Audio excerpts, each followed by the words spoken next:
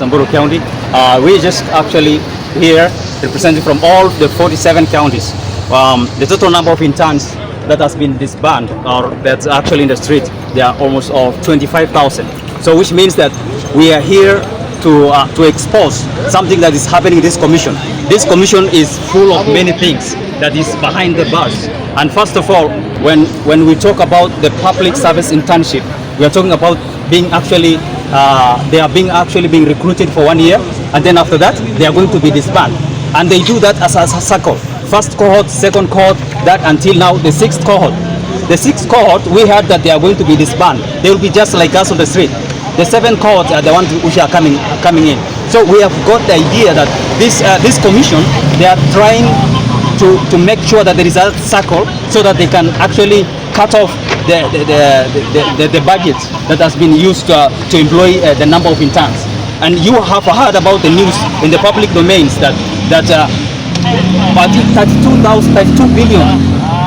billion Kenyan shillings that the PSC commission, the PSC have taken home. Where does that money come from?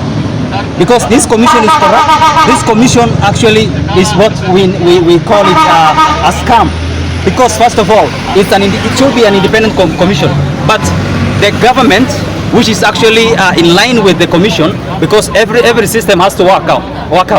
So we are here to disband that old fabulistic, autocratic form of government that actually being portrayed here.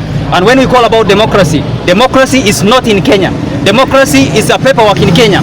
Whenever they make policies to suit themselves. But the first thing that we need to understand here is that they got the policies, but they are doing things in an African way. We are a civilized society. These are the interns who are actually specialized and in many fields, and they're working in many MDAs. And the first thing is that we are not here to beg. They have been applying jobs in the portal, but they have been sidelined. When we talk about the clerical officers, there are those who have not even gone to any interviews. So we are going to check out that this government is actually rotten. This government is actually working things behind the bars. And this commission, we see how it stands. It stands like just a commission that is not actually citizen-centric, which means their core mission is to serve the citizen. But we heard that what comes from their mouth is that they say that they are serving the executive. So which means there is no more democracy in this country.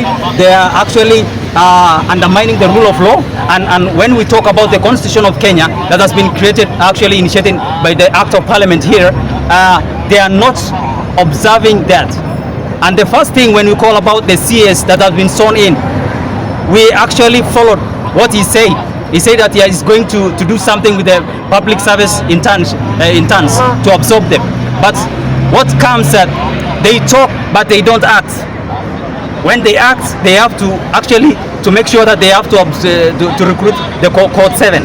But our key objective here is to break that cycle, of corruption, to break that cycle of nepotism, to break that cycle of recruiting other interns, that's called 7, and to break that cycle, we make sure that the government, the commission has to underline to what is actually being spoken from the public service internship program.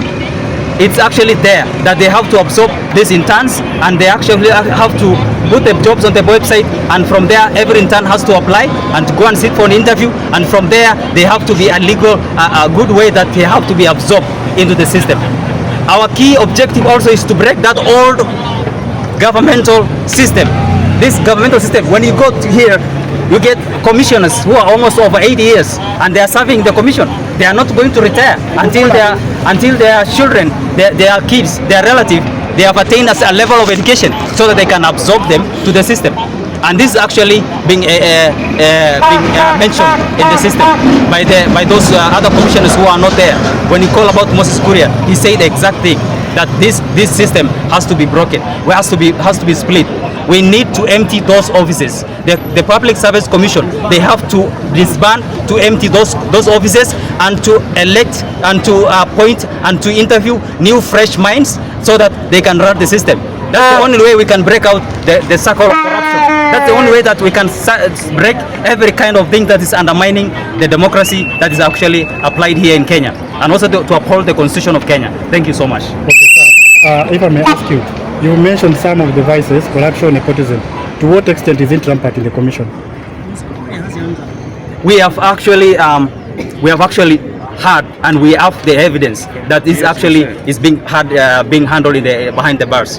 There are those who are actually applying the jobs, but they have not applying the job, but they have been absorbed behind the bars. I mean, behind. You understand what I'm saying? So you understand, yeah? So they actually absorb the people. I mean, those who are actually the employee, those who are being employed, but they are not actually passing the same process as others. And when you check about the system, the portal system of other interns, there is no mention about interview and all of that. That's what's actually being seen there.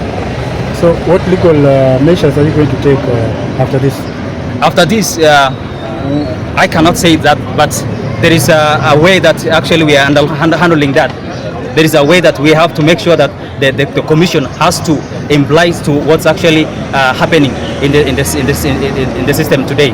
And actually we have full evidence, and this full evidence we are compiling, and we make sure that we are going to drive to that process. That is actually the legal process, and we are going to make sure that every commissioner, everyone has to be accounted to that system.